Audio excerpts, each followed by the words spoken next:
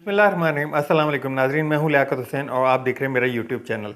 सबसे पहले बात करते हैं हम। आज तो मरीम नवाज़ ने जो हदें हैं वो सब क्रॉस कर दी हैं। लाहौर में उनका जो कन्वेंशन से खिताब था, उसमें उन्होंने जो है 5 तस्वीरें दिखाई और 5 का जो गठजोड़ कहना चाह रही थी, उसमें हाजिर सर्विसेज जजेस के तस्वीरें बाकायदा लगाई और बाकायदा नाम लेकर उनको जो है उनके ऊपर हर्ज़ सराई की। तो ये तो बहुत ही ज़्यादा हो गया कि अदलिया के हाजिर सर्विस जजेस और सुप्रीम कोर्ट के। अच्छा, इससे पहले देखें कि पीटीआई का कोई आज़म स्वाति, उनको एक ट्वीट करने पे उनको जो है नंगा करके मारा गया। उन पे कितनी एफआईआर कटी।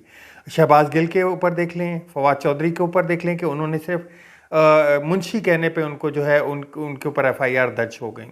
उसके बाद देख लें शेख रशीद साहब, उनके ऊपर सारे होते हैं। लेकिन इधर जो है, इधर एक तरह से हौला हाथ रखा हुआ है, या एक तरह से जो है इनको आज़ादी है इस चीज़ की बोलने की। तो उन्होंने 5 का जो टोला बोला, और वो भी बड़ा फ्लेक्सिबल टोला समझा जाता है। जैसे कि आपको याद होगा कि इस 5 के टोले में पहले बाजवा साहब की तस्वीर भी थी, इमरान खान साहब की तस्वीर भी थी। हालांकि इनके जो समझ लें कि जो इनको हुकूमत दिलाई है वो बाजवा साहब थे, उन पे नाम आता है। और दूसरा वो जो फैज़ हमीद साहब हैं, जनरल फैज़ हमीद साहब, उनको भी उन्होंने रगड़ दिया, आज उनका भी नाम ले लिया। अच्छा, अब जो है बाजवा साहब और इमरान खान साहब की तस्वीर निकाल कर उन्होंने जस्टिस एजाजुल हसन और जस्टिस मज़ाहिर अली नकवी, जो कि इस वक्त करंट जजेस हैं, सुप्रीम कोर्ट का हिस्सा हैं, उनके नाम लिए। और उनके ऊपर इनके इतनी ज़बानें चली कि इनके ऊपर कोई इनका एक तरह से कह लें कि इनको फुल आज़ादी मिली हुई एक तरह से। अच्छा, ये जजेस बहुत अच्छे थे जब इनके काम होते थे।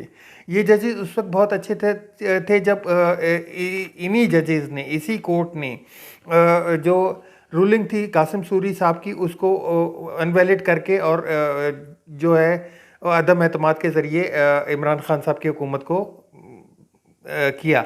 उस वक्त ये जजेस बहुत अच्छे थे, नाम लेके तारीफ़ें करती थीं। आज नाम लेकर उनके जो है उनके पीछे पड़ गई।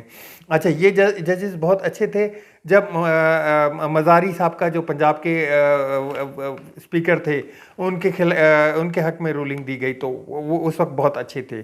जैसे ही कोई इनके ख़िलाफ़ आए, जैसे आपको याद होगा कि जस्टिस मज़ाहिर अली नकवी और जस्टिस एजाजुल हसन, उन दोनों ने जो ग़ुलाम अहमद डोगर साहब का जो केस है वो सुन रहे थे, उनकी रीस्टेट का। तो उस केस के उन्होंने एक तो जितने भी तबादले किए थे वो सब अनवैलिड करके और उनको एक तरह से बहाल कर दिया। दूसरा ही उन्होंने ये भी बयान दिया कि 90 डेज़ के अंदर अंदर इलेक्शन होना, क्योंकि ये आइन का मसला है और आइन का जो तहफ़्फ़ुज़ है वो सुप्रीम कोर्ट के ऊपर आता है कि सुप्रीम कोर्ट ने आइन की हिफाजत करनी है एक तरह से। तो उन्होंने आइन के हवाले से उन्होंने बोला कि आइन में 90 डेज़ से ऊपर नहीं जाना है, 90 डेज़ के अंदर अंदर ही इलेक्शन होना है। और उन्होंने ये जो केस है वो नोट कर दिया अपना सो मोटो एक्शन के लिए सुप्रीम कोर्ट के जो चीफ जस्टिस हैं उनको। तो उनके बाद जो है इनके खिलाफ इनकी जो है हर्ज़ सराई शुरू हो गई। इनके खिलाफ सारे जो है तकरीरों में, प्रेस कॉन्फ्रेंसों में इनके बाकायदा नाम लेके शुरू की जा रही हैं। तो देखते हैं आज इन पे कल जो है किस तरह की कार्रवाई होती है। और कल जो है सुप्रीम कोर्ट की 11 बजे जो हेयरिंग है। इसके बाद इमरान खान साहब का भी एक जो है खिताब हुआ वीडियो लिंक के ज़रिए। उन्होंने भी इस चीज़ की इसी चीज़ पे बात की कि इनके वालिद ने 97 में जस्टिस मुनव्वर हसन शाह जो हैं, उनकी जो सुप्रीम कोर्ट थी उस पर फिज़िकली हमला करवाया। क्योंकि ये एम्पायर मिला के अपने साथ जो है ये तभी खेलते हैं, जो इनके खिलाफ क्या, जो हक पे होगा तो ये इनके लिए जो इनको जो समझ में आ रहा हो, इनके लिए जो अच्छा समझ में आ रहा हो वो सब अच्छा है। जो इनके खिलाफ बयान दे दे या इलेक्शन की तरफ जाने की बात कर दे तो वो फिर इनके खिलाफ हो जाती है, उसको ये फिर टारगेट करना शुरू कर देते हैं। तो एक तो ये, दूसरा पीडीएम की जो जमातें हैं। अच्छा, उससे पहले एक जरदारी साहब जो है वो भी कराची से फ़ौरन रवाना हो गए इस्लामाबाद में, और उन्होंने जाके शहबाज शरीफ साहब से मुलाकात की है और इस हवाले से बात भी की है, क्योंकि इसकी जो इम्पेक्ट है वो कल आने वाला है, या कल तक उम्मीद है कि ये आएगा ज़रूर। अच्छा, उनकी मुलाकात हुई और उसके बाद एक टीवी शो में जो है जस्टिस सॉरी सरदार लतीफ़ खोसा साहब, उन्होंने तो साफ कह दिया कि पीडीएम पीपी जो है वो पीडीएम का हिस्सा नहीं है। पीडीएम जो है पीपी जो है वो पीडीएम की इत्तेहादी ज़रूर है। इंजॉय भी कर रहे हैं, उनके साथ बैठ भी रहे हैं, उनके हर फैसले में शामिल भी हैं, उनकी परचेजिंग भी जारी है। जो सिंध हाउस का आपको मालूम होगा, याद होगा कि जो सिंध हाउस में इस्लामाबाद में मामलात हुए थे, उनके मिनिस्टर भी हैं इसमें और हिस्सा है, पीडीएम में शामिल नहीं है। पीडीएम से अपने आप को अलग तस्वर किया। दूसरा, उन्होंने एक बहुत ही इंपॉर्टेंट बात की, उन्होंने कहा कि इलेक्शन कमिश्नर को तो फ़ौरन फारिग कर देना चाहिए। अब जो सदर पाकिस्तान है, उन्होंने 3 दफ़ा इनको ख़त लिख के बुलाया है और 3 दफ़ा इन्होंने मिलने से इनकार कर दिया। क्या अब सदर मुमलिकत आरिफ अलवी साहब जो है इनके पाँव पड़े कि आओ बैठकर मशावरत कर लेते हैं और इलेक्शन पे बात कर लेते हैं? तो इसका तो सीधा उनको तो सुप्रीम कोर्ट को तो लेना ही था ना 184(3) के ज़रिए पब्लिक की फलाह के लिए एक तरह एक उससे कि ये तो सीधा सीधा आइन की मुनहरिफ जा रहे हैं ये लोग। तो उन्होंने तो करना है, जिसमें जस्टिस साहब ने आज क्लियर बोला कि टाइम भी कम है और हमें इसको जल्दी निपटाना भी होगा। और उन्होंने सब जमातों को, सब जितनी इदारे हैं उन सबको नोटिस भी जारी कर दिए, जिसमें चारों गवर्नर्स भी हैं और सदर पाकिस्तान भी हैं और इलेक्शन कमिश्नर भी है, बार काउंसिल्स भी हैं, अटॉर्नी जनरल्स भी हैं और आम मीडिया भी है उसमें। तो ये हुआ। दूसरी जानिब लाहौर का हाई कोर्ट का एक बहुत बड़ा फैसला आया। उन्होंने जो एक एमएनए थे उनको उनके खिलाफ एक दरख्वास्त आई थी पब्लिक की तरफ से, तो उसमें उनको नाहिल कर दिया।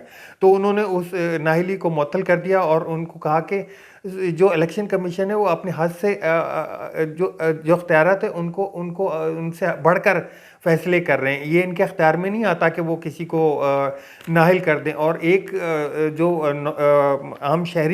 आम शहरी अगर इस तरह से दरख्वास्तें दे के एमएनए को मुअत्तल करने लगे तो फिर तो ये ब्लैकमेल होना शुरू हो जाएंगे।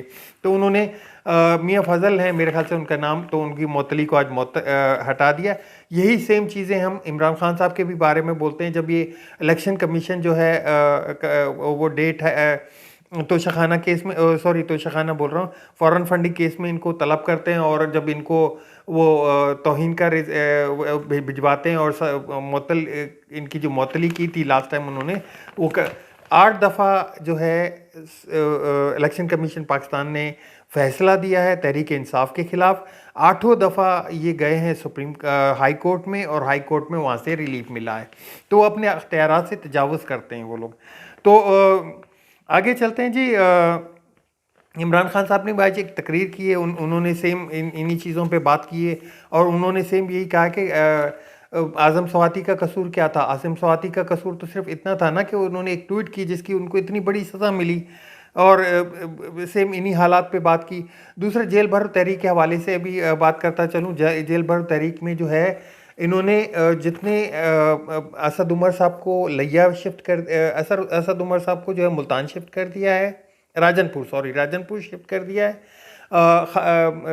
वलीद इकबाल को जो है लिया शिफ्ट कर दिया है। शाह महमूद कुरैशी को उठा के इन्होंने जो है अटक जेल में मुंतकिल कर दिया गया और उसके ऊपर एक इन्होंने एमपीओ के तहत एफआईआर काट दी गई, जिसके तहत 30 दिन के लिए उनको नज़र बंद कर दिया गया। इमरान खान साहब ने इस पे भी आवाज़ उठाई। उन्होंने कहा कि मेरे जो कैदी हैं वो एक तरह से एहतजाजन अपने आप को जेल भरो तहरीक में पेश कर रहे हैं। उनको आप क्रिमिनल्स के साथ नहीं रख सकते, उनके लिए आप सियासी एक अलग विंग होता है या वो जगह होती है, उसमें आप उनको शिफ्ट कर सकते हैं और उनकी डिटेल मुझे ज़रूर दें कि कौन कौन अंदर आया तो हम लोग उनके लिए फिर करें, क्योंकि ये एहतजाज के तौर पे जेल जा रहे हैं, ये कोई क्रिमिनल नहीं है या ये इन्होंने सारी उम्र जेल के अंदर ही नहीं रहना। जब एहतजाज रिकॉर्ड कराना होता है कि इससे अच्छा तो हम जेल में चले जाएं। तो ये उन्होंने जिक्र किया। उन्होंने इस चीज़ पे जो है एक तरह से कह लें कि कल जो है ये पिंडी में भी शुरू हो रहा है जेल भरो तहरीक, तो वहाँ पे कयानी साहब इनको लीड करेंगे और वहाँ भी देखते हैं कि वहाँ क्या हालात चलते हैं। अब तक के लिए इतना ही, मिलते हैं नेक्स्ट व्लॉग में। मेरे चैनल को सब्सक्राइब ज़रूर कीजिएगा, चैनल को शेयर ज़रूर कीजिएगा और लाइक का बटन दबा दीजिएगा और आपके कमेंट्स का इंतज़ार रहेगा। अल्लाह हाफिज़। पाकिस्तान जिंदाबाद।